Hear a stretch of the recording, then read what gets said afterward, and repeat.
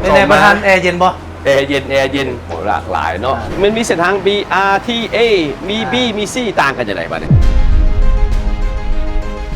ตั้งแต่ตรงโดไปฮอดสวนเจ้าข้าวมุมบี้แล้วมันจากพางอนเนาะไปหาหนองแตงสายซี่นี่มันเริ่มจากไอเทคไปฮอดฮ่องกงปัจจุบันนี้การออกแบบทั้งหมดของโครงการ BRT นี่แบ่งเวียกกันจังไดระหว่างกรมขนส่งและแผนกโยธานครหลวงเวียงจันทน์กรมขนส่งกันเป็นว่านำพาจัดตั้งเฮ็ดเวียกงานประสานสมทบจัดตั้งการประมูลจัดซื้อจัดจ้างภาคส่วนแผนกโยธาธิการและขนส่งนครหลวงนี่นำมาจัดตั้งปฏิบัติสรุปก็คือการศึกษาออกแบบเป็นกระทรวงเป็นคนริเริ่มมีคอมเมนต์ว่าเซียวซานตามประเทศอายุ70กว่าปีแล้วมันบ่เป็นอายุดีใช่หรือว่าพวกมันลืมบ่อาจารย์มีคำเห็นว่าจังได๋อันนี้มันก็เป็นเรื่องแปลกสำหรับคนลาวที่เอาคนสูงอายุมาเฮ็ดเวียกแต่ว่าเอามีไครเทเรียเนาะเงื่อนไขในการคัดเลือกข้าพเจ้าก็เป็นหนึ่งในบริษัทที่จะประกอบส่วนเนาะได้ส่งแบบมาให้ทานคำพันธ์เบิ่งฮู้สึกจังได๋แบบสารนี้ใหม่มันมีประโยชน์หลายเป็นรูปแบบใหม่เข้ากับสไตล์เมืองเก่าเนาะค่อนข้างเอิ้นว่าพุ่มกลืนบ่ได้คำถามครับมาบ่อนสารนี่ข้าพเจ้าสิจอดรถอยู่ไสเมืองจันทบุรีและเมืองศรีสัตนาจะมีอยู่8จุดจอดแคมทางซอยแต่บ่เป็นทางลัดคือจังซี่บ่ได้ฟรีบ่เลยเก็บเงินจะเป็นบอนจอดรถเก็บเงินจอดนาทีนึง80กิ80กีบแสดงว่าชั่วโมงนึงประมาณ 5,000 กีบแสดงว่าคันหาเขาจะข้าพเจ้าไปการในมื้อนึงต้อง10ชั่วโมง50ว่ามันสิบ่หลายเพิ่นบ่ทันคำพันเขตนี้ธรรมดาให้เข้าใจว่ามันเป็นเขตงานเศรษฐกิจข้าพเจ้าสังเกตเห็นบ่นี่เป็นหยังคือมีไฟแดงอันนึงมันเพื่อควบคุมรถ BRT นอกจากนั้นแล้วมันเพื่อควบคุมรถที่ว่าออกมาจากทางหอมเบื้องธนาคารกลางนี่หรือว่าหลังลำพูนี่เขาเรียกมาตามสารฝรั่งเนาะมาฮอดโรงเรียนแพทยศาสตร์เนาะข้าพเจ้ามีคำถามนึงเป็นห่วงเฮงเพราะว่าโค้งมาหอมไม่น้อยนี่3 เมตร50นี่มันสิไปรอดอยู่บ่เฉพาะหัวมุมทางโค้งนี่พวกเราได้เปิดกว้างแล้วรองรับรัศมีการเลี้ยวตามมาตรฐานแล้วก็ความกว้างของเลนนี่มันว่า3 เมตรตามมาตรฐานวันนี้คันสมมุติว่าเกิดรถมันตายรถอุบัติเหตุเฮ็ดจังได๋บาดนี้ตัวนี้ต้องได้เห็นรีบด่วนประสานหาเจ้าหน้าที่ตำรวจในมมนี่ได้ยินว่าสิมีการทดลองเรียนแล้วโดยเฉพาะกระเมนในบุญพระธาตุหลวงนี่พวกเขาสิให้บริการนั่นใดเนี่ยเจ้ารถเมล์ที่มาแล่นให้ประชาชนในช่วงเดือนหลวงขี่ฟรีช่วงที่เราจะทดลองแล่น3 เดือนนี่เนาะอยู่สถานีสุดท้ายกำลังสิมีวงเวียนอยู่ข้างหน้า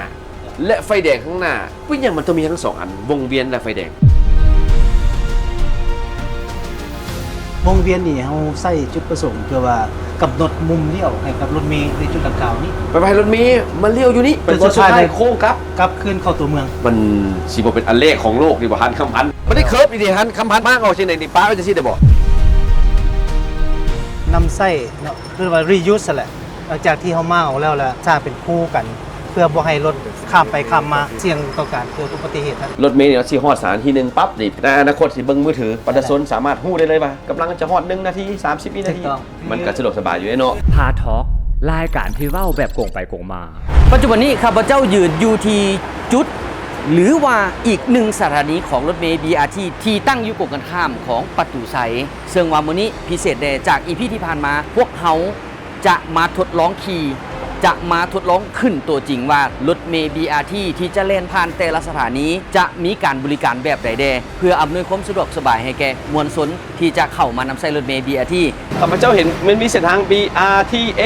มี B มี C ต่างกันอย่างไรบ้างเนี่ยตัวนี้มันว่าง่ายๆว่ามันจ่อแสดงผลเส้นทางที่พวกเขาจะเดินทางแม่นเป็นตัวแสดงบอกให้เขารู้ว่ารถแต่ละคันไปใส่ทางไหนเวลาใดมาฮอดเนาะคือ A นี่ไปทางไหนนี่แม่นว่าตั้งแต่ดงโดกเนาะไปฮอดสวนเจ้าข้าวมุมโอเคสวนเจ้าข้าวมุม B แล้วมันจากพางอนเนาะไปหาหนองแตงพางอนหาหนองแตงสำหรับสายซี่นี่มันเริ่มจากไอเทคเนาะไปฮอดฮ่องก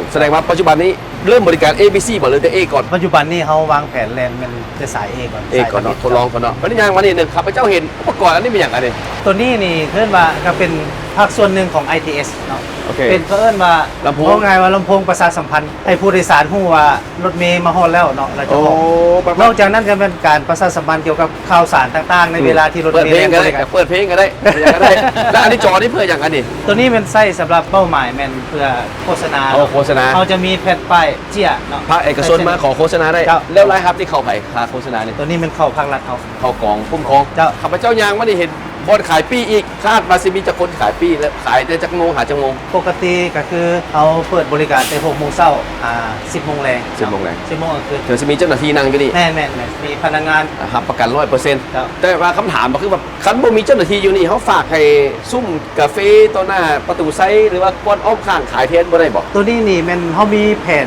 เฮ็ดเรียกร่วมกับภาคเอกชนต่างหาก โอเค เฉพาะจุดนี้เนี่ยมันว่าต้องมีพนักงานประจำส่วนภาคส่วนอื่นอาจจะมีการร่วมมือทางด้านมาร์เก็ตติ้ง ข้าพเจ้าเห็นฝากหนึ่งมันมีบอลนางฝากหนึ่งมีบอลนางอันนี้ต้องเป็นการออกแบบบ่ หมายความว่าตัวการติดตั้งนี้เนาะคือว่าเขาจะเน้นที่การบริการให้มันตรงเวลา เพราะฉะนั้นคนบ่จำเป็นต้องมานั่งใช้เวลาโดดเพราะว่าในอนาคตเนี่ยมันจะมีแอปที่ตามเนี่ยรถมาจากโมงเวลาใดเขาก็สามารถ แต่ว่าบนนี้เนี่ยคนนั่งหลายเนาะ ครั แต่ บ ว่าพื้นที่นั้นอาจจะเป็นเพื่อยืน ครับ เป็นเพื่อนั่ง เจ้า หลายคนก็ที่อยากขึ้นรถเมล์ละเอ้าวันนี้ข้าพเจ้ามาจากลองสัมผัสตัวจริงได้บ่ฮันครับพัน เสื้อ ยิน เล ดี ย จะได้ อัน นะ นี้ถือว่ามาตรฐานเนาะ ครับ 15 เซนเขายางเข้าไปรถเมล์น้ำกันมานี่ เป็นไงประธานแอร์เย็นบ่ แอร์เย็นแอร์เย็น อ่า โอ้หลากหลายเนาะ อ่า ข้าพเจ้าเลี้ยวเห็นมาเขามีป้ายก็เนาะกรุณาจับเฮาเนาะ แม่น เพื่อความปลอดภัยเนาะ ครับ แล้วก็มีเวลาเนาะตั้งนี่ไม่ตั้งอย่างอะไร อันไหน ง่ายๆถูกต้องละ อ่ะ เข้ามา มีอันไหน ที่ไหนก่อนเข้ามาปุ๊บเรียนยางมาเลยบอกเลยว่าที่ไหน พออธิบายองค์ประกอบของรถเมล์เขาเนาะ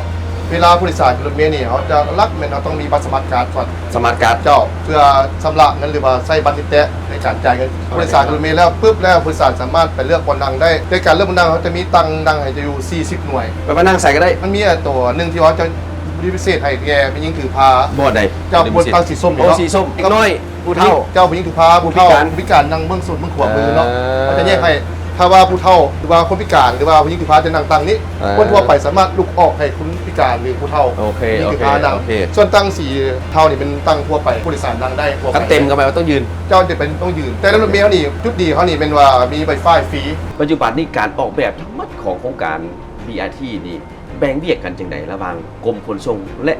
แผนกโยธานครหลวงเวียงจันทน์หรือในนามเจ้าของโครงการ บทบาทหน้าที่ของกรมขนส่งก็เป็นว่านำพาจัดตั้งเนาะแล้วก็เฮ็ดเรื่องงานประสานสมทบกับป่วยขึ้นแล้วก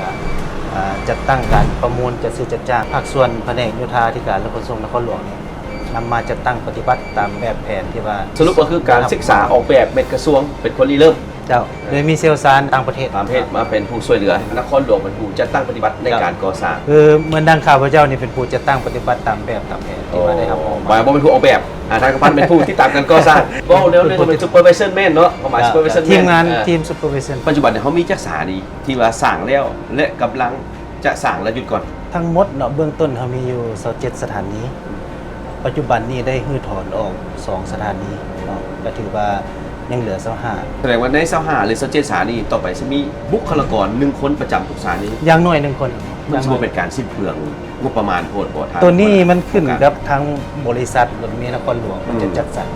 ตามโควต้าตามแผนบริการ เพราะว่าข้าพเจ้าไปหลายประเทศก็จะบ่ได้เอาคนไปประจำทุกสถานีทุกบอนเลย จ้ะ แต่ว่าอาจจะเบื้องต้นดัดเพื่อแนะนำได้แต่ จ้ะ อนาคตเนี่ยข้าพเจ้าว่ามันก็แล้วแต่เนาะครับ จ้ะ เอกชนแบบได้ก็ดีแต่ว่าข้าพเจ้ายัดสิ้นเปลืองเกินไป จ้ะ เพราะเขามีระบบไอทีเพิ่นแล้วปัจจุบันเนี่ย ถูกต้อง วันนี้การสร้างสถานีเนาะเสาเจ็ดสถานีที่เว้ามาเนาะหรือว่าปัจจุบันเหลือเสาห้าข้าพเจ้าถามว่ามันมีขนาดต่างกันบ่หรือมันคือกันหมด มีขนาดน้อยกลางใหญ่ SML คือเสียงคน SML โอเค AC แปลว่าอย่าง ขนาดน้อยสุดเดี๋ยวแม่นว่าตัวสถานีความกว้างนี่แม่น3เมตรความยาวนี่แม่น20เมตร 3 คูณชาวเอิ้นว่า S S มันนี่สำหรับผู้โดยสารจากคนไปอยู่สถานี พวกเขาจะประเมินตามความเป็นจริงเนาะเพราะว่าแต่ละพื้นที่นี่มันบ่คือกันเนาะการที่พวกเขากำหนดน้อยหรือใหญ่นี่มันขึ้นกับจำนวนผู้โดยสารในเขตนั้นเนาะบ้านที่บ้านทางในไหนนี่ อืม แล้วก็พื้นที่ที่ว่ามันเฮ็ดได้หรือบ่เฮ็ดได้ มันนี่ M เนี่ยปะนี่ขนาด เอ็มก็หมายความว่าขนาดมันจะใหญ่ขึ้นมาเนาะแม่นว่า 3.5 เนาะ กว้างกับกว้างกระดิกอันนี้ น่าจะกว้างขึ้นอีกแล้วก็ยาวไปประมาณ40เมตร L หรือว่า large ขนาดใหญ่หั่นก็แม่นระดับ6เมตร กว้าง6เมตร เจ้า ผู้ใหญ่โพดบ่ ตัวนี้ข้าพเจ้ายังยืนว่ามันเป็นการประเมินเนาะผู้โดยสารแต่ละจุดแต่ละเขตยกตัวอย่างว่าสถานีที่ กว้างที่สุดใหญ่ที่สุดเลยเป็นตลาดเช้าครับ วันนี้งบประมาณสั่ง S สั่ง M สั่ง L นี่ต่างกันเท่าไหร่โดยเฉลี่ยแต่ละสาขานี่ อันนี้ว่าบ่เป็นทางการเนาะตัวใหญ่สุดหันหลายกว่า7-80 พันดอลลาร์แต่ว่าขนาดกลางหันประมาณ50บาทครับ ตัวน้อยเนี่ยประมาณ ตัวน้อยก็สิลดลงมา ลดลงมา 40 พระเจ้าอยากกำลังสิจอดอยากสานี่นี่พระเจ้ากดอยู่ไสป่ะนี่ ตัวนี้จะมีปุ่มกดสีแดงอะเนาะ โอ้เอาขอยางเอาขอจอดสานี่นี่เอาตัวอย่าง โอเค บัดนี้กดนี่เนาะกดดีบ่ส แม่ ต็ น อปดีบ่ เจ้า โอเคเอากดเอา จะดับ มัน เสียง มี ดัง เสียงมันมีเสียง มีเสียง ตึ้ๆ ติ๊งๆ มั เนาะ นมีเสียงมันมี จ้ะ เสียงเอาอีกแป๊บนึงโอเควันนี้ขนาดกดน่ะโซเฟอร์บ่จอดเด้บัดนี้ โซเฟอร์บ่จอดแสดงว่าโซเฟอร์เหงานอนแล้ว เอาหน่อยราคาต้องกดก่อนจะไกลปานไหนกับเวลากดเด้ โซเฟอร์นี่จะเป็นผู้ให้ข้อมูลก่อน สถานีต่อไปแม้นสถานีนี้ผู้โดยสารจะลงกรุณาเกี่ยมพร้อมประมาณนี้ โอ้โซเฟอร์จะเป็นคนเว้า แต่มีคลิปเสียงเขา โอเค เซฟไว้เนาะเว้าเวลาสถานีตัวอยู่สปังงุมบอต่อไปอาจจะเป็นถนนสิทธาธิราชเขาจะสามารถเว้าได้เลยเนาะมันมีคลิปเสียงเว้าขึ้น สถานีจุดสวนเจ้าพ่องุม จุดเริ่ม เบื้องสมโมเซต บัดนี้กลับมาคำถามคันข้าพเจ้ามาขึ้นสถานีนี่ข้าพเจ้าจอดรถอยู่ไส จุดนี้นี่พวกเขาจะมีส่วนเจ้าพ่องุมฮะเนาะคือเป็นความรับผิดชอบของ สวนเจ้าฟังงม คอปตฮะเพราะว่า อ๋อ ตัวนี้นี่จุดนี้ถือว่ามันเป็นการบริการของคอปตเนาะและนอกจากนั้นก็เป็นบรรดาสำนักงานองค์การ แต่ให้เข้าใจว่าในจุดดังกล่าวนี่พวกเขาจะมีบอนจุดโอนทายผู้โดยสารเนาะที่ออกมาเข้ามาจาก จุด เบื้อง เจ้า ส ฟัง นาม ง บิน มนี่ได้ประมาณจักคัน ตัวนี้ข้าพเจ้าคิดว่ามันเป็นข้อมูลของคอปตเนาะซึ่งว่ายังบ่ทันแม่นของโครงการเท่าเดิมจ้ะ อันก็มาอธิบายแล้วที่เข้าอยู่บ่ไหน แผนกศึกษา โอ้อยู่แผนกศึกษาไม่จอดอยู่ในหัวของแผนกศึกษาหรือว่าจอดแคมป์หาง ตัวนี้จอดอยู่ในหัวพุ่นเนาะจด ใน ยู่ หัวของแผนกศึกษา ก็ส่วนเจ้าฟังงมนี่ ข้าพเจ้าเบิ่งจากสายตามันได้รวมกันมัน50คันใช่เนาะ โอ้หลายเด้อ หลายอยู่เนาะแล้วบัดนี้นำตามแคมป์หางนี่อนุญาตให้จอดบ่ ตัวนี้จะบ่ได้อนุญาตให้จอด อยู่เสร็จนี่ยังเถอะเนาะ ครับ ยังบ่ให้จอดเถอะ จ้ะ แปลว่าต้องไปจอดอยู่แผนกศึกษา ถูกต้อง บัดนี้เกิด50คันเขาสิจอดใส่บัดนี้ สำหรับบุคคลที่อาจจะบ่ได้ใช้รถมาจอดอยู่จุดนี้ แต่ว่ามีคนมาส่งและแม่นพวกเขาจะมีจุดเขียนทายอยู่จุดหนึ่งเนาะหมายความว่าเขียนทายผู้โดยสารจากรถเมล์สีเขียวฮะหรือว่ารถกอกเอียงต่างๆฮะจะมาลงอยู่จุดใดจุดหนึ่งอยู่ในนี้และอีกเบื้องนั้นก็มีป้ายรถเมล์สีเขียวฮะผู้โดยสารลงแล้วมาเดินทางต่อกับ บัดนี้เขาอยู่สถานีที่1บัดนี้เขาขอกล้าไปสถานีที่2ต่อไปเขาซื้อดาวน์โหลดเป็นแอปผ่านมือถือจ่ายเงินไปแท็บเลยบ่ต้องมีการ์ดเลยเอามือถือเนี่ยแท็บเลยสิเนาะ ได้คือกัน ก็สิ เพราะเขา สะดวกสบายขึ้น เพราะเขาจะมีการพัฒนาแอปขึ้นมา มาได้มาสัมผัสบรรยากาศโซนยืนเนาะก็มีแฮนด์เรลเนาะ มือจับ ก็ได้อีกประมาณขับพระเจ้าเบิ่งได้ประมาณ30คนได้ขับยืนเนาะคันนั่งกับยืนในห้อง capacity เขาคำนวณได้จากคน ตามห้องออกแบบเป็น 80 คนประธาน แต่ว่าเต็มแม็กเนาะ80คนเกินนี้ได้บ่ เกิน มีตังค์เสริมอีกได้บ่คือบางเพื่อที่รถเมล์ไปใส่ใส่ได้ ตัวนี้บ่แนะนำแต่ว่าถ้า หรือว่าบ่ได้เลย ว่าบ่ได้กับบ่แม่นแต่ว่าจะบ่เหมาะเพราะว่ามันบ่รับประกันเรื่องความปลอดภัยแต่ว่าเขาสามารถอัดได้เต็มๆนี่มัน90 คนเนาะประธาน เพราะว่าสังเกตเบื้องตอนจังหวะรถเคลื่อน จะรู้สึกว่ามันมีการโยก ถ้าหากว่าผู้โดยสารขึ้นมาบ่ได้มีการแฮนด์เฮลบ่ได้จับ อ่า แล้วยืนอยู่ซื่อๆละบ่ได้มีบอลจองนี่มีโอกาส มีโอกาส เกิดอุบัติเหตุ จง เซ็นกัน อันตรายอันตรายหลายตอนนี้พวกเขากำลังจะเข้าสู่บริเวณเส้นทางหลังวัดองค์ตื้อไปจนฮอดหอคำเนาะบอนที่การสัญจรค่อนข้างรถหลายว่าสั้นๆเนาะแล้วเป็นทางวันเวในก่อนหน้าที่เขาสินำไส้ BRT นี้ ข้าพเจ้าเป็นห่วงจุดหนึ่งเส้นทางนี่สิ่งที่พวกเขานักวิศวกรก็คือเขาจะบ่ได้อนุญาตให้มีการจอดรถแคมทางเนาะในตอนหน้านี้แต่ อนาคตแปลว่าต่อไปจอดรถแคมทางซ้ายขวาบ่ได้เลย บ่ได้เจ้า ถือว่าผิดกฎหมาย ถือว่าผิดกฎ เริ่มเลย ระเบียบตัวนี้นี่พวกเขาจะได้เฮ็ดเวียกนำเจ้าหน้าที่ตำรวจจราจรในการวางแผน โอเค และจะมีการประชาสัมพันธ์ ฟรีค่ารถไปได้แต่มาจอดบ่ได้ถนนโนพาร์กิ้งใช่เนาะ เจ้า สำหรับสถานีวัดมีไซนี่เป็นสถานีที่ประชาชนลาวหลายคนขอบอกขอบใจนำเจ้าของโครงการเนาะและการนำในการตัดสินใจออกให้มันลง แล้วข้าพเจ้าก็เป็นหนึ่งในบริษัทที่จะประกอบส่วนช่วยเนาะได้ส่งแบบมาให้ทานคำพันธ์เบิ่งรู้สึกจังไดแบบสถานีใหม่ ตัวนี้นี่ข้าพเจ้าคิดว่าในทัศนะเนาะก็เห็นว่ามันมีประโยชน์หลาย แต่สำหรับรายละเอียดแท้นี่พวกเขาจะต้องได้ ลงรายละเอียดเนาะ ลงรายละเอียด โอเคแต่บักบ่แบบอะ ตัวนี้มันเป็นรูปแบบใหม่ เข้ากับสไตล์เมืองเก่าเนาะ ค่อนข้างเอิ้นว่ากลมกลืน ข้าพเจ้าเห็นสถานีนี้นับจะมีแจ้งการออกมา เป็นประ10มื้อให้แล้วอีแล้วอีดี แล้วก่อน แล้วก่อนอีกสมเสยได้มาตรฐานยางมากับถนนทางยังคือเก่าหมดต่อไปในทันคำพันขึ้นมาเขาเอาสถานีมาตั้งฟากพี่หรือตั้งฟากพี่ตามพรมต้นไม้ เบื้องวัดอีก เบื้องขัวหลายก่อน เบื้องขัว เอาตามนี้เนาะเอาตามแบกนี้เนาะเป็นสนาม เพราะว่าเบื้องซ้ายนี่มันจะมีอุปสรรคคือบ้านเรือนประชาชน แสดงว่าการจอดรถเมล์เนี่ยหมายความว่าให้จอดฟากเดียวมาเลยตลอดสาย อาจจะมีทั้งเบื้องขวาและเบื้องซ้าย เพราะว่ารถเมย์มันจะแล่นสวนกันเนาะ โอเค เลนรถเมย์นี่มันจะแล่นสวนกันนี่ โอเค คือสามารถลงเบื้องขวาแล้วขึ้นมาทางกำทิศทางของ แต่ว่าอยู่2ฟากป่ะอยู่ ครั ว่า บแต่ว่าอยู่แคมทาง สถานีรถเบียร์ที่เล่นจะไหนเส้นนี้ ภายหลังที่พวกเขาได้ฮื้อถอนออกเนาะปัจจุบันนี้พวกเขาก็ได้กำลังระดมสมองหรือว่าออกแบบให้มันกลมกลืน แต่ว่าทางนั้นทางนี้ให้เข้าใจว่าถนนเสถาธิราชช่วงนี้มันจะมีเลนรถเมล์ BRT แล่นสวนกันเนาะ2ทิศทางสวนกัน อยู่ในเลนของเขา แล้วมาที่สวนกันอาจจะมีจุดใดจุดหนึ่งแห่งสวนกันก็นำเส้นเลนเดียว เลนเดียวหมายความว่ามันจะแลนอยู่ในขอบเขตที่พวกเขากำหนด พวกเขาจะมี2เลนแลนส่วนกันนี่หมายความว่า7 เมตร และเรือนั้นจะเป็นช่องจราจรเฉพาะรถทั่วไปอีกเลนหนึง มาที่ในเมื่อเวลารถเมล์ประมาณรถทั่วไปเล่นเขาส่องจราจรรถเมล์ BRT ได้บอกหารถประมาณ เบ้าจังซี่เนาะในช่วงบริการนี่ภายหลังมัดเวลาบริการนี่รถทั่วไปนี่สามารถนำใส่เลน BRT ได้ 6 โมงเช้าฮอด 10 โมง 10 โมงกลางคืน แสดงว่าในระยะนั้นอาหารบ่อนุญาตให้รถภาคเอกชนเล่นเข้าสถานี BRT เจ้าเหตุผลท่านประธานก็หมายความว่าพวกเขาอยากคับประกันเรื่องเวลาการบริการ เพราะว่า10 นาทีมาฮอดก็ต้องเป๊ะ10 นาที โอเค ฉะนั้นถ้าว่าหากมีรถส่วนตัวหรือว่า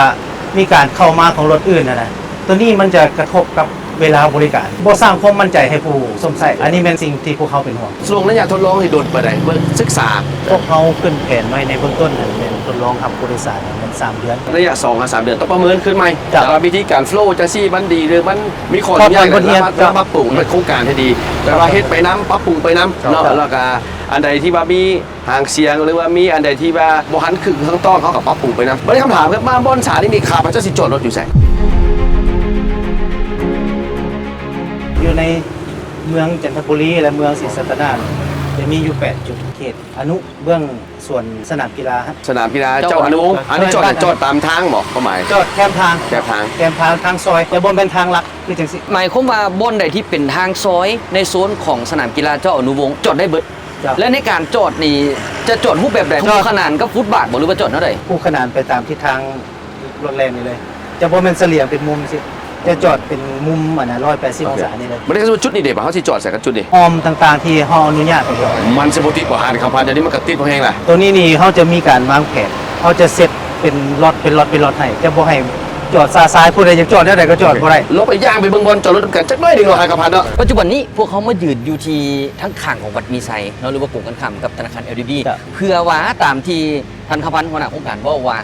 บอนเส้นทางสายหลักแม่นห้ามบ่ให้จอด แต่ว่าสามารถจอดได้บนทางหอม เจ้า อ่ะยกตัวอย่างที่พวกเขายืนอยู่นะปัจจุบันนี้ด้วยกันเลย อันนี้เป็นตัวอย่างเนาะเขตมันจะมีหลายเขตคือข้าพเจ้าว่า คือจอดแคมทางก็หมายความว่าเขาจะจอดเป็นมุม180 องศาขนานไปกับทาง บางเส้นทางที่มีความกว้างพวกเขาจะจอดเสลี่ยงเขาจะจอดรถได้หลายขึ้น หานคำพันธ์ปัจจุบันมันคือมันเต็มโบเฮงมันสิไปจอดเพิ่มเลยจะได้ป่ะเนี่ย พวกเขาจะได้แต้มเป็นล็อตปัจจุบันนี้ยังบ่ทันเห็นเป็นล็อตเถื่อน โอเค จะมีการจัดสรรให้มันเป็นระเบียบเรียบ แต่ ร้ ว่า อย จากสายตาข้าพเจ้าถนนเส้นนี้คือจะได้แต่สิปลายคันยังไง มันมีหลายเส้นทางประธานบ่เฉพาะแต่เส้น ตามซอย แม่นถูกต้อง ปัจจุบันนี้หมายก็ว่าเอาทางโฮมทางซอยที่มีอยู่เนี่ยมาจัดสรรขึ้นใหม่ ถูกต้องเจ้า บ่ได้สั่งใหม่เนาะแต่จั บ่ ด ได้ สรร สร้า ขึ้ ง นใหม่ เจ้า บ่ได้ฟรีบ่เลยเก็บเงิน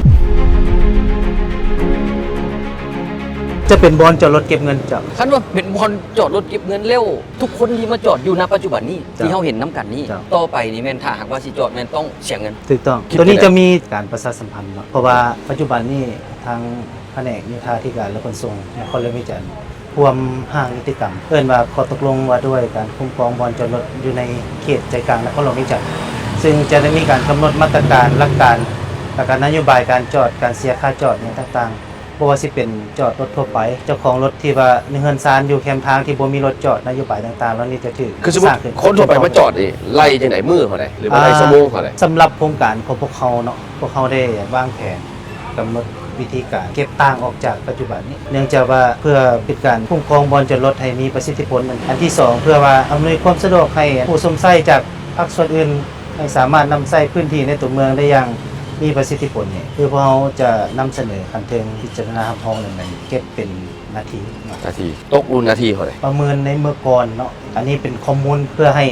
สังคมรับทราบซื่อๆเนาะก่อนมีค่าเงินเต่งๆเนี่ยมันกำหนดว่ารถใหญ่นี่เนาะคือรถเก่งรถกระบะจิตตู้นี่นะแล้วมันนาทีหนึง80กิโล 80กีบแสดงว่าชั่วโมงหนึงคูณ60ประมาณ 4,800กิโล ประมาณ5,000กีบซะแล้ว5,000กีบตัวแสดงว่าคันหาเขาจะข้าพเจ้าไปการในมื้อหนึงต้อง10ชั่วโมงไปประมาณ50ว่ามันสิบ่หลายเพิ่นบ่คันครับมัน เขตนี้ธรรมดาให้เข้าใจว่ามันเป็นเขตยานเศรษฐกิจเนาะ โอ้ จะบ่แม่นสำนักงานก็อาจจะแม่นเฉพาะภาคส่วนที่มาพัวพันหรือลูกค้าที่ว่ามาใช้บริการกินดื่มอย่างต่างๆฉะนั้นคือข้าพเจ้าเว้ามาในเบื้องต้นนั่นแหละพื้นที่นี่แม่นว่าเฮาจะบ่เน้นให้ทุกคนมาจอดเพื่อแซ่ไว้หั่นโดยที่คนอื่นหรือว่าภาคส่วนอื่น มันเจ้าของคนที่มีโรงแรมมีบ้านอยู่นี่นะเขาจะจอดทุกมื้อละเขาจะยังต้องได้จ่ายคือเก่าบ่ ตัวนี้มันจะเป็นนโยบายเพิ่มค่อยมีเฮือนอยู่แคมป์ทางแต่บ่มีบ่อนจอดรถค่อยจะซื้อเป็นว่าในราคาเหมาเป็นเดือนก็ได้หรือว่าสำนักงานเพิ่นก็ต้องได้จัดสรรบ่อนจอดของเพิ่นถ้าบ่พอเพิ่นก็ต้องได้มา แสดงว่าถ้าว่าประดาห้องล่าโครงการบริเวณนี้ยังจะจอดต่อไปต้องได้มีค่าใช้จ่ายปีบ่ให้กันมาจอดโดน เพราะว่าการนำไส้นี่พื้นที่นี่อย่าลืมว่าในเขตตัวเมืองนี่นะถ้าว่าเฮาจอดหลายเท่าใดนี่รถมันแห้งแออัดถ้าว่าบ่จอดมันก็บ่มีประสิทธิผลก็หมายความว่าภาครัฐนี่ วันนี้ราคา บ่มีรายได้ ทุก บ่ บอล มี ทุกบอลจอดรถราคาจะเฉลี่ยซ้ำกันหมดบ่ จะ มาจอดรถ ปัจจุบันนี้ ก็ดีรถจักรเดชท่านกำพัน รถจักรนี่จะเสนอเครื่องราคาของรถใหญ่เนาะ40กีบต่อนาทีพื้นที่ของรถจักรนี่จะบ่หลายเนาะเทียบกับรถใหญ่แล้วคือตัวอย่างว่าใน8เขตในตัวเมืองนี่นะพวกเขาออกแบบไว้นี่ปริมาณที่พวกเขารองรับได้นี่ประมาณ 1,900 คันส่วนรถจักรนี่ก็สิประมาณ100กว่าคันเท่านั้น เพราะว่ารถจักรคือบรรดาท่านเห็นเนาะท่านค่ายอย่างต่างๆเขาก็มีบอลจอดให้แล้วเฉพาะของโครงการนี้ก็บ่ได้ จะมาฝากแล้วถือว่าค่ารถเสียอุบัติเหตุเป็นบริษัทที่รับผิดชอบที่ต้องรับจ่ายหมดแทนคืนให้แก่ จะมีบริษัท ทรัพย์สิน จะมีบริษัทเอกชนมาบริการ แต่มาขับพระเจ้ากะให้เบิ่งที่ตามไปเนาะเพราะปัจจุบันนี้มื้อวันจันทร์หาวันศุกร์มันก็เต็มโมเฮงอยู่แล้วบัดนี้คนจะมาจอดเป็นบัวทั้งอื่นนี่สิมาจอดเพื่อขึ้นรถเมล์น้ำเฮามันอาจจะเพิ่มขึ้นตัวเลขได้ก่อนก็ต้องได้เบิ่งจำกัดว่าเขา คือข้าพเจ้าว่าแหละคันว่าคนที่จะมาใช้รถเมล์นี่จะบ่เป็นจุดประสงค์มาจอดอยู่นี่ส่วนหลายจะมาดื่มมาผัวพันเวียกเนาะมาใช้บริการคือธนาคารนี่ต่างๆมันจะเป็นช่วงเวลาสั้นๆ1ชั่วโมงบ่30นาทีบ่ประมาณนั้นครับส่วนที่จอดดนก็สิมันอาจจะจอดตามร้านที่ว่าหรือว่าอยู่ในวัดบ่หรือในบนเขตบริการที่เมืองหรือว่าบ้านเพิ่นจัดสรร ข้าพเจ้าสังเกตเห็นบ่ได้เป็นอย่างคือมีไฟแดง อันหนึงมันเพื่อควบคุมรถ BRT โอเค เพราะว่าเลน BRT นี่มาจุดนี้มันจะแล่นมาผ่านจุดนี้เนาะและนอกจากนั้นแล้วมันเพื่อควบคุมรถที่ว่าออกมาจากทางหอมเบื้องธนาคารกลางนี่หรือว่าหลังลำพูนี่ปัจจุบันและอนาคตจะเป็นสัดจอดคือเก่าเนาะจะบ่เปลี่ยนแปลง จอดเป็นจอดจุดนี้บ่ ตัวจอดนี่สำหรับรถทั่วไปจะมีอันน่ะเส้นสต็อปเนาะ อยู่นี่ เป็นมาตรฐานเพราะว่าเดี๋ยวนี้เฮายังบ่ทันได้ตีเส้นเทื่อเฮาจะได้กำหนด เพื่อให้รถฟังนี้ออกมาได้ เจ้า ฟังกันออกมาได้ เจ้าตามมาตรฐานมันเนาะจะออกมาจากทางแยกจังแม่นตามมาตรฐานของ การหนาโครงการเดี๋ยวนี้มันเกือบบ่ค่อยต่ำเกินไปไหนได้มันกับโฟล์ดีอยู่ได้มันจำเป็นมันต้องใช้ไฟแดงเนี่ มั ย นเป็นอย่างนี้เนาะทิศทางของรถนี่มันจะออกมาสองเบื้องรถทั่วไปเนาะรถทั่วไปนี่หนึ่งก็คือทิศทางมาแต่เบื้องทางเทิงเนาะมานี้แล้วเขาจะมีออกมาจากทางหอมเบื้องลำพูแล้วยังมีรถที่ออกมาจากเส้นธนาคารการค้าต่างประเทศนี้เนาะฉะนั้นเขาต้องได้อาศัยไฟแดงหรือไฟอำนาจนี่เป็นการควบคุมไว้ ผมเนาะวันนี้เขามาอยู่บนหน้าโรงแรมร้านสร้างท่านคำพันธ์ถือว่าปัจจุบันนี้ตกลงแล้วเมษานี่สิย้ายมาอยู่แคมป์ทางเนาะ เจ้า สิเป็นบริเวณขัวบริเวณไส้ตามท่านคำพันธ์เบิ่งนี่ จุดดังกล่าวนี่เนาะพวกเขาได้สำรวจ2อาทิตย์ผ่านมาหั่นคือว่าบอนแคมป์ทางนี่อาจจะบนเป็นจุดนี้เพราะว่าอย่างเพราะว่าช่องจราจรขวามือสุดนี่จะเป็นสำหรับรถทั่วไปละ โอ้โอเคโอเค ฉะนั้นเขาจะบ่เหมาะเอาสถานีมาไว้ โอเค เพราะเขาเลยเบิ่งความเป็นไปได้ในจุดทางหน้าพุ่น โอเค เขตอนาหอปลาแก้วพุ่น หอปลาแก้วเนาะบัดมีไซฮัทเนาะบอลหนึง จำได้แล้ว แล้วก็บอลหอปลาแก้วกับพวกนี้ยา วั ง ด ประ มี มาณ ไซส์ 700-800 เมตร จากวัดมีไซส์ละมาเขตเบื้องอาหารขอบใจเดอร์นี่ เดี๋ยวนี้โอเค แล้วก็อีกจุดหนึงเลยเป็นพุ่นเลยหอปลาแก้วเลย ปัจจุบันนี้เขาอยู่หน้าสวนน้ำพุเนาะเสียงยืนเมื่อกี้เห็นท่านคำพันธ์ว่าเขากำลังสิมีแผนย้ายหนึ่งลำสายไฟฟ้าสองเป็นเสาไฟฟ้า อันนี้มันหนึ่งในอันที่เบ้าบ่นี่ ไม่นแหละ ข้าพเจ้าเห็นหลายต้นเติบเลยแต่พูดตั้งแต่ปกสนครบาลมานี่ประมาณอย่างว่า10กว่าต้นเหมือนบอกหรือว่าเมื่อถนนเส้นนี้เลย ช่วงถนนนี่เลยเจ้า มันกาเป็นอันใหม่อันงามได้ไหนคันได้เมื่อนี่นะมันสิลงจังสี่บ่หรือว่าสิเป็นลงข้างในทันคำพันธ์ ปัจจุบันนี่พวกเขาได้วางท่อเนาะระบบท่อไว้พื้นดินหมดแล้ว เนื้อดินเอาแสดงว่าต้องได้ปาดไหมตัวนี้ บริปาดมันมีเขาห้องมาเมนโฮนเนาะเขาจะสอดสายจากเมนโฮนลงไปเล ป ย ระกันแต่บ่มีการทุบมากอีก บ่มีแล้ว บ่มีค่าใช้จ่ายเพิ่มอีกในการทุบมากโอเคครับเจ้าดีใจเฮ็ดมาตาซนเอาแล้วเป็นอย่างคือบ่เฮ็ดมันค่าอย่างปัจจุบันนี่ อุปสรรคปัจจุบันนี่แม่นว่ายังเหลือสายเนาะสายสื่อสารนี่ สายสื่อสาร เจ้า บ่ว่าของลาวโทรคมของ ETL มีบ่อยู่หั่น แม่นประเภทพวกสายสื่อสาร ในยินข่าวว่ามีของ ETL เด้ Unitel เด้คือสิเมน2บริษัทนี้เนาะ ยังบ่ทันมา ก็ กู้ หมายความว่าสิ่งที่ซ่าเมนโยนยังบ่ได้เมียนสายคือระบบนี่ ถูกต้องเพิ่นบ่มาเมียนเฮาก็ยกย้ายเสานี่ออก เพิ่น บ่ได้ บ่มาเมียนเขาเป็นเจ้าหน้าที่เขาบ่มีมาตรการว่ะ พวกเฮาได้ประสานไปแล้วเนาะว่ายังเข้าคิวอยู่ แต่ว่าพวกเฮาก็จะสุดแต่ที่ พระเจ้าว่าต้องมีเดดไลน์เลยเนาะอันนี้มันกระทบประชาชนขันมาขันถ่ารถเมล์แลนแท้แต่ว่าได้มีบทบันทึกกับ2 3 4บริษัทแล้วเนาะ ทุกอย่างแม่นปฏิบัติตามหลักการหมดแล้วเจ้ามีแต่ว่าขอให้เพิ่นมาเอาลงให้ด่วนที่สุดนั่นแหละ มีเดดไลน์บ่มือใดไฟนอล พระเจ้าคิดว่าให้มันแล้วมื้ออื่นมื้อฮื้อนี่แห่งดีเพราะว่าพวกเฮาก็คงคอยมาโดน ก็ฝากบริษัทโทรคมต่างๆ ที่ว่ามีสายเคเบิลอยู่นี่สายสื่อสารนี่เอาลงเพื่อประชาชนเด้เพราะทั้งเจ้าของโครงการก็เสนอมาโดนแล้วเนาะอันนี้ข้าพเจ้าให้ประกอบส่วนเพิ่นเว้ากับ2 3ชื่อบริษัทที่ข้าพเจ้าได้เคยแต่ละคนก็เป็นบริษัทบักใหญ่หมดมีแต่ขอความช่วยเหลือประกอบส่วนช่วยกันท่านคำพันธ์เขาเรียบมาตามสาธุฝรั่งเนาะมาฮอดโรงเรียนแพทยศาสตร์เนาะถือว่าเรียนทั้งกลางไงต่อไปสิเป็นของ BRT บ่หรือว่าสิเป็นรถทั่วไปขี่ดำได้อีกบ่นี่ ตัวนี้เป็นเฉพาะ BRT แล้วครับ แต่ว่าข้าพเจ้ามีคำถามหนึงเป็นห่วงแฮงเพราะว่าถ้ารถทั่วไปโค้งมาหอมน้อยๆนี่3 เมตร 3 เมตร 50นี่มันสิไปรอดอยู่บ่ เฉพาะหัวมุมทางโค้งนี่พวกเฮาได้เปิดกว้างเฮารับรัศมีการเลี้ยวตามมาตรฐานแล้วก็ความกว้างของเลนนี่แม่นว่า3 เมตรตามมาตรฐาน วันนี้ถ้าสมมติว่าเกิดรถมันตายรถอุบัติเหตุเฮ็ดจังได๋บาดนี้ ตัวนี้ต้องได้เห็นรีบด่วนประสานหาเจ้าหน้าที่ตำรวจเพราะว่าอย่างกรณีนะรถเมล์ BRT เฮาแลนด์นี่นะถ้าพบอุบัติเหตุเนาะโซเฟอร์นี่คือข้าพเจ้าอธิบายเลยมันสามารถสื่อสารกับศูนย์ประสานและศูนย์ประสานสามารถแจ้งไปหาภาคส่วนหน่วยงานเกี่ยวข้องให้แก้ไขอันที่1อันที่2ล่ะพวกเฮาก็ได้เฮ็ดเวียกร่วมกับเจ้าหน้าที่ตำรวจจราจรแต่ไวๆนี่ในอาทิตย์ต่อไปที่พวกเฮาจะมีการฝึกอบรมเจ้าหน้าที่เพื่อเตรียมพร้อมรับใช้ในเรื่องงานเกี่ยวข้องนี่ สถานีรถเมล์ตลาดเช้ามาฮอดสถานีพระธาตุฟุตมันห่างกันบ่ฮอด 3-400 เมตรมันคือใกล้กันแท้มันบ่สิ้นเปลืองเกินไปบ่จังได๋ การออกแบบระยะห่างนี่พวกเขามีมาตรฐานยิงใส่สากลแดงแล้วก็ยิงใส่สภาพพื้นที่ตัวจริงของบ้านเขาเลยสากลก็หมายความว่าเขามีระดับให้ก็คือ400 เมตรหา600 เมตรจะเป็นช่วงผู้ย่างที่สามารถทำได้ว่าซั่นเนาะแต่เฉพาะบ้านเขานี่มันก็มีบอลระยะใกล้ระยะไกลคือระยะจ่อสุดนี่ก็ประมาณ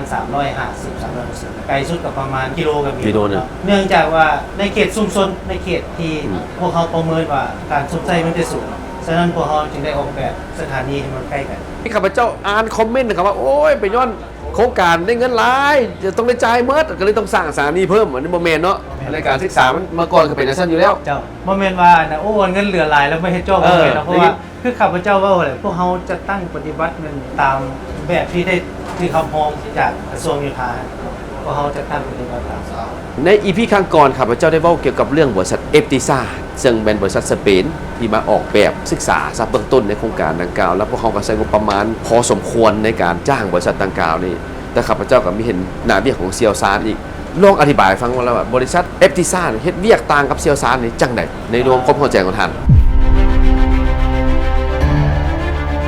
ในระยะที่พวกเขามีสัญญาเนาะก็คือกระทรวงโยธาได้เซ็นสัญญาจ้างบริษัทต่างประเทศคือบริษัทเอฟติซ่าเนาะซึ่งเป็นบริษัทมาจากประเทศสเปนเขาเจ้ามีจอยเวนเจอร์กับทางประเทศสเปนเองและนอกจากนั้นเขาก็ยังมีบริษัทลาวภายในหรือว่า local company นี้ consultant นี้ก็คือบริษัท LTEC บริษัท LCG ฉะนั้นหน้าที่หรือว่าพระบทบาทของเขานี่อันที่หนึ่งเลยมันเขาจะต้องได้ศึกษาสำรวจแล้วล่ะออกแบบแล้วล่ะมาผ่านแบบให้ทางคณะกรรมการก็คือรัฐบาลนี่ครับพ้องเนาะผ่านแบบแล้วนี่หลังจากนั้นจึงมีการประมูลเนาะ แสดงว่าการออกแบบเบื้องต้นการกำหนดสถานีรถเมล์การตั้งอยู่ทางการเฮ็ดเคิร์ฟต่างๆแม่นเอฟติซ่าออกแบบหมด เป็นผู้สำรวจออกแบบ โดยร่วมกับภาคส่วน บริษัทภายใน เจ้าคือข้าพเจ้าไล่มาให้ฟัง โอเคแต่เอฟติซ่าเนี่ยเป็นลีดเนาะ เป็น lead ผู้ศึกษาแล้วมันต้องไปเซี่ยวซานมาเกี่ยวอย่างบัดนี้หลังจากมีบริษัท 3-4 บริษัทนี่นะ หลังจากบริษัทเอฟติซ่าเนาะหมดสัญญา หมด ปี สัญญา 2024 24โอเค เจ้าเซลซานในปัจจุบันนี่แมันเพื่อ คุมงานก่อสร้าง คุมงานก่อ คุม สร้าง งานก่อสร้างหรือว่า supervision คือข้าพเจ้าก็เป็นส่วนหนึ่งในการติดตามการเฮ็ดเวียกนั่น โม เอ เมน ง ต์มาออกแบบ บ่แม่นมาออกแบบแล้ว เอติซ่าแล้ว เจ้า กับ ในส่วน บริษัทท้องถิ่นแล้ว เจ้า และอันนี้มันถือว่า supervision construction management ซื่อ เจ้า เซียวซานมีจากเซียวซานปัจจุบัน ปัจจุบันนี้พวกเขามี10ปลายตำแหน่งหลักๆ เลยกันแม่นทีมลีดเดอร์คนเชี่ยวชาญประเทศญี่ปุ่นหลังจากนั้นพวกเขาก็มีห้องหัวหน้าทีมที่รับผิดชอบเรื่องงานบริหารจัดการวางแผนตำแหน่งต่อมาก็เป็นหัวหน้าฝ่ายคุมงานก่อสร้างลุดลงมาก็สิเป็นเอนจิเนียร์ ถือว่าเซียวซานในต่างประเทศมัดบ่10 เซี่ยวซานต่างประเทศมีแค่ 2 ตำแหน่งจ้ะ โอเค เหลือนั่นก็เป็นตำแหน่งคนลาว วันนี้บางคนมีคอมเมนต์ว่าเซียวซานต่างประเทศป้าอายุเพิ่นคือมาสูงแท้ คือเซียวซาน เจ้า เฮดลีดเดอร์ครับป้า เจ้า ตัว74 75 ปีนี่ เจ้า อันทานอีหยังก็ ทานฟุกุดะ ฟุกุระ คนประเทศ คนประเทศญี่ปุ่นแต่อายุ70กว่าปีแล้วมันบ่แม่นอายุดีใช่หรือว่าเป็นจังก็ยังเป็นเซียวซานเฮ็ดเรียกอยู่บ่แม่นลุงๆลืมๆบ่อาจารย์มีคำเห็นบ่จังได๋อันนี้ กระสุ่มเซยค่ะแหละในคอมเมนต์ของสังคมเนาะที่ว่ามันก็เป็นเรื่องแปลกสำหรับคนลาวที่เอาคนสูงอายุมาเฮ็ดเวียกแต่ว่าสำหรับมาตรฐานเนาะคือข้าพเจ้าเว้าว่าแหละเขามีคุณทีเรียเนาะเงื่อนไขในการคัดเลือกฉะนั้นนอกจากประสบการณ์เนาะและการเรื่องผลงานแล้ว พวกเขายังมีเว้าเรื่องการยั่งยืนทางด้านสุขภาพในประธาน ว่า เอิ้นว่า Health Certificate ต้องเป็นระดับสากลแล้วก็มีใบยั่งยืนสุขภาพเจ้าดีแท้ถ้าว่าการยั่งยืนนั้นบ่ถูกต้องหรือว่าบ่ผ่านเนี่ยก็ถือว่าจะบ่ได้ถูกทำคัดเลือกให้ประธาน วันนี้กลับมาเรื่องบริษัทเอฟติซ่าหลายคนก็มีคอมเมนต์มาราคาในการศึกษาเนี่ยมันฮอดเกือบ 10% ของโครงการเลย เจ้า มันมาแล้วจะไหนก็ฮอด 10% ของโครงการทางคำพันธ์มีความเข้าใจด้านนี้บ่สามารถตอบได้บ่ตัวนี้ ตอนนี้ข้าพเจ้าอาจจะตอบบ่ได้ชัดเจนเนาะแต่เข้าใจว่าในโครงการ BRT ระดับสากลนั่นน่ะมันจะเป็นอัตราที่มันเป็นมาตรฐานสากลเนาะประธานข้าพเจ้าขอตอบเลยสิซะเงินเดือนหรือว่าค่าให้งานของเซลล์ซานแต่ละทวีปแต่ละภูมิภาคมันก็บ่คือกันประธานคิดว่านี่เป็นเงื่อนไขหลายกว่า ที่ว่าค่าตัวเขาจะสูง วันนี้เฮามาฮอดบริเวณแถววงเวียนพลเค็งเนาะทันคำพันธ์ครับมันจะเห็นสถานีหนึงเนาะวันนี้มาแถวนี้จอดรถอยู่บนไหนปะเนี่ย ที่ข้าพเจ้าเข้าใจว่าเพิ่นกำลังสำรวจเลยแม่นจุดนี้เนาะ เดินยากนี่ปะ แม่น ไปมันต้องเอาต้นไม้เอาเดินยางออกเป็นบนจอดรถ ข้าพเจ้าก็บ่ฮู้เนาะเรื่องการออกแบบนี้มันเพิ่นกำลังศึกษารายละเอียด โอเค อันนี้มันจุดเป้าหมายที่เพิ่นจะพัฒนา อยู่ต่างประเทศเขาแล้วปลูกต้นไม้เพิ่มขึ้นเขาแล้วต้นไม้ออก เพิ่นก็อาจจะออกแบบให้มันเหมาะสมอ่ะ ให้มันกลมกลืนเนาะ เจ้าหรือในเขตทางซอยเนาะ ทางซอยพิงคูคณาต่างๆนี่ เส้นทางทั้างหน้าที่พวกเขากำลังเดินทางไปเนาะที่เห็นออกมาว่าบ่ให้จอดรถทั้งสองข้างเลย แม่นบ่ให้มีรถจอดเลย ตั้งแต่เส้นทางถนนกระชอนก็คือเขากำลังลงไฟแดงลาวอเมริกาเนาะ เจ้า ไปจนไปฮอดสี่แยกไฟแดง450 ปี ตลอดแนว BRT บ่ให้มีรถจอดเลย จะบ่ให้จอดเหมือนปัจจุบัน อาจจะจอดโซคาวกับพระเจ้าคิดว่าสำคัญที่สุดในนามผู้จะตั้งปฏิบัติตัวจริงขอความเห็นอกเห็นใจนะเนาะมวลชนเนาะประชาชนนอกจากให้ความร่วมมือในระยะก่อสร้างแล้วในระยะที่เขา ให้บริการเนอะ ใช้บริการก็อยากเชิญชวนนั่นแหละเนาะมาสัมผัสบริการรถเมล์แบบไม่เท่านี้คอนเซปต์ด่วนนี่ก็อยากให้มาสัมผัสเบิ่ง ขณะโบมาใส่บริการโบให้คมหัวมือมันก็เป็นไปบ่ได้เนาะ พวกเฮาถือว่าพัฒนาตามระบบแล้วก็ขับใส่มวลชนแท้ๆ เจ้าคันหากชั้นแล้วเนาะแนวใดก็ดีก็ขอฝากถึงมวลชนหรือว่าพ่อแม่พี่น้องบ่ว่าสิเป็นทั้งลูกหลานนักเรียนนักศึกษาพ่อค้าสาวขายหรือว่ารวมไปถึงพนักงานของพวกเราเนาะลองเปิดใจเนาะมาศึกษาข้อมูลเรื่องของการนำไส้รถเมล์ BRT อันนี้เป็นสถานีสุดท้ายของเส้นทาง BRT A อยู่เส้นทางสถานีดงโดกวันนี้เมื่อก่อนมีข่าวเขาเป็นไวรัลน้อยหนึ่งว่าเดี๋ยวนี้นี่อยู่สถานีสุดท้ายแล้วมันกำลังจะมีวงเวียนอยู่ข้างหน้า และไฟแดงข้างหน้าวิญญาณมันต้องมีทั้งสองอันวงเวียนและไฟแดง วงเวียนนี่เขาใส่จุดประสงค์เพื่อว่ากำหนดมุมเลี้ยวให้กับรถเมล์ในจุดดังกล่าวนี้ ไปรถเมล์มันเลี้ยวอยู่นี่ เจ้า เป็น จุด สุ สุ ด ด ท้า ท้าย ย ใน เลย โค้งครับ กลับขึ้นเข้าตัวเมือง มันสีบอกเป็นอันเลขของโลกดีกว่าหันคำพันทั้งวงเวียนทั้งไฟแดงอยู่บนเดียวกันนี่ ตัวนี้เฉพาะอยู่นครหลวงเนาะยกตัวอย่างก็คืออยู่ประตูไซครับประตูไซก็ถือว่าเป็นวงเวียนใหญ่ แล้วก็มีการใส่ไฟอำนาจไฟแดงนี่เป็นตัวควบคุมการเดินรถ ตัวนี้จะช่วยได้หลายเนาะท่าน แต่ว่ามื้อนั้นเห็นว่าทดลองเอา ครับ พลาสติกมาทดลองมึงเนาะ ครับ ว่าแท้ขนาดป้าโลกโซออนไลน์รถติดสมองสองคอมเพนเท่านั้นมา เรื่อง มันของแท้มันสิบ่ติดคือกันบ่ ข้าพเจ้าขอชี้แจงอย่างสิในเวลาที่ผู้รับเหมาเฮ็ดเรียกกันนะเนาะเขาก็เป็นห่วงเรื่องเซฟตี้ฉะนั้นเขาจึงได้เอาหัวกั้นเนาะโดยที่เอาสังกะสีมากั้น ได้หมายจุดเนาะ โค ไป ม หลัง ใหญ่ หมาย สิประมาณเท่าไหร่โคมใหญ่ ตามมาตรฐานเลยมัน5 เมตรถึง 7 เมตร 5 ถึง 7 เมตร 5 ถึง 7 เม มั ต น ร ได้ทานคำพันธ์ครับเขาบ่ขอพื้นที่บนไหนบนหนึ่งของมอซอดิบดีเกินบ่มาปุ๊บเลี้ยวขวาฮักยูเทิร์นเลยบดีเกินบ่พื้นที่ก็เป็นป่าแต่พื้นที่บางวางกันนะข้าพเจ้าบอนี่มันสัญจรนี่บ่เป็นธรรมดามันคือสิทธินี่เอาวงเวียนและไฟแดงมาใส่น้ำกันนี่ ข้าพเจ้าว่าเป็นทางเลือกถ้าว่าทางมซเปิดให้การร่วมมือพวกเขาก็ได้รายงานเนาะทางผู้ใหญ่ครับมีเป็นทางเลือกเพื่อว่าอำนวยความสะดวกให้รถเมล์เลี้ยวในจุดนั้น แม่เนาะข้าพเจ้าว่ามันสิสะดวกสบายกว่าพื้นที่เพิ่นเป็น100 กว่าเฮกตาร์เสียประมาณนี่มันจะเฮกตาร์นึงเพื่อโค้งรถแล้วก็เพื่อโค้งโซคาวซื่อเนาะแล้วนักเรียนนักศึกษาครับสิมักเข้ามารถเมล์ก็สิง่ายขึ้นแน่เนาะคันบ่มีวงเวียนมันถอยหลังเนาะข้าพเจ้าเห็นบ่โค้งไปบ่ผ่าน มันจะ เนาะ โบวิดจ้ะ โบวิดมันยาวดิความยาวแม่นนั่นแหละ 12 เมตร 12 เมตรนะอยู่หน้ามาไม่ได้ยังซาดแล้วก็เป็นสถานีสุดท้ายของสถานี BRT กำลังเห็นเนาะพื้นที่มันหลายถ้าถามอีกวิธีหนึ่งในการแก้ไขมลรถติดมลเหตุวงเวียนกับเป็นอาจจะขอพื้นที่อยู่ทางหน้านี่เนาะทางกระพันถึงเนาะแปลว่าขอแบ่งหัวหน่อยนึงเข้าไปเพื่อเป็นบอลโค้งรถกลับคืนคือสิโบรบกวนการสัญจรแล้วก็ได้ยินข่าวว่าเพิ่งกำลังเฮ็ดประตูโค้ง$576,000ได้ยินข่าวเมื่อก่อนเนาะทั้งข่าวดีให้แก้ทั้งมอซอพื้นที่ที่ขับพเจ้าเหมาะสมที่จะเป็นแม่นบอลฮักยูเทิร์น เขาสามารถขับรถทางในได้เนาะตาม แม่น พื้นที่ทางมซหรือว่ากระทรวงศึกษาเพิ่นอำนวยความสะดวก พอผู้สิมาใช้บริการอยู่นี่ก็เป็นนักศึกษามอซอนะคือสิหลายสุดจะมาใช้กับอันนี้มันเพื่ออำนวยความสะดวก ถูกต้อง ให้แก่นักศึกษาเองเนาะมันได้เคิร์ฟอีกทีฮันคำพันมากเอาเช่นไหนดิป้าก็จะชี้ได้บอก ปัจจุบันนี้หมายความว่านำไส้เนาะคือว่า reuse แหละหลังจากที่เขาเมาแล้วเขาได้แนะนำพวกเขาเมา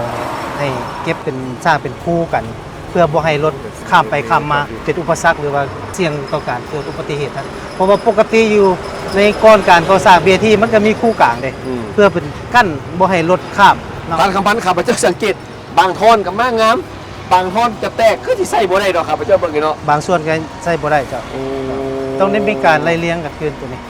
อาจจะเป็นโคมไม้ของการมั่างหมดแล้วเนาะเบิ่งทรงอีกเนาะ จ้ะ ขออนุญาตถามท่านหัวหน้าเติมอีกน้อยหนึ่งว่า ครับ เขาได้เล่นทดลองระบบยูเซนตั้งแต่4แยกไฟแดง450 ปีจนมาฮอดมซรถเมล์ BRT เขานี่ โดยพันมาเขายังไม่แล่นเลยเนาะ แสดงว่านี่เป็นข้างทำอิฐเนาะ ข้างทำอิฐ ที่พวกเขา เลย กำลังขี่มาให้มวลชนได้เห็นนี่เนาะ เจ้าไปแล้ว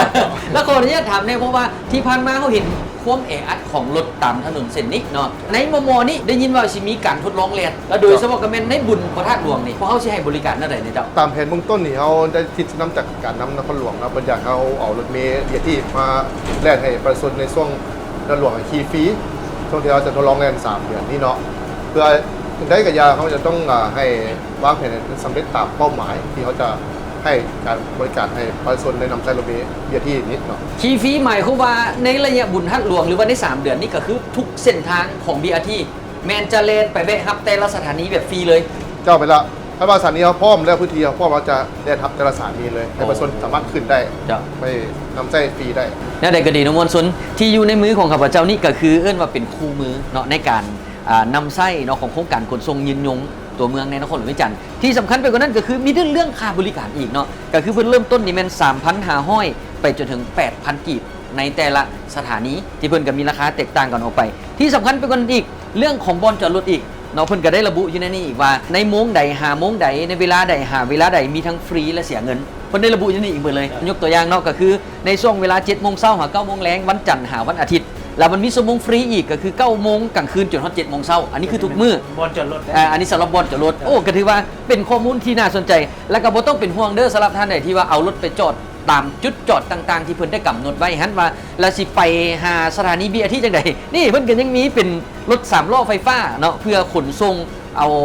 พ่อแม่พี่น้องจากจุดจอดรถหันเพื่อมาขึ้นอยู่สถานีรถเมล์ BRT ก็ถือว่ามีข้อสะดวกสบายหลายอย่างอีหลี รถเมล์เนี่ยสิฮอดสถานที่หนึงปั๊บนี่ในอนาคตสิเบิ่งมือถือประชาชนสามารถฮู้ได้เลยว่ากำลังจะฮอด1 นาที 30 วินาที ถูกต้อง มันก็สะดวกสบายอยู่เนาะ ถ้าเราทานเห็นอยู่บนประตูไซเนาะอยู่จอตัวนั้นเขามาจอมอนิเตอร์แสดงเวลารถฮอดแล้วก็รถจะออกเนาะเวลามันจะบอกอยู่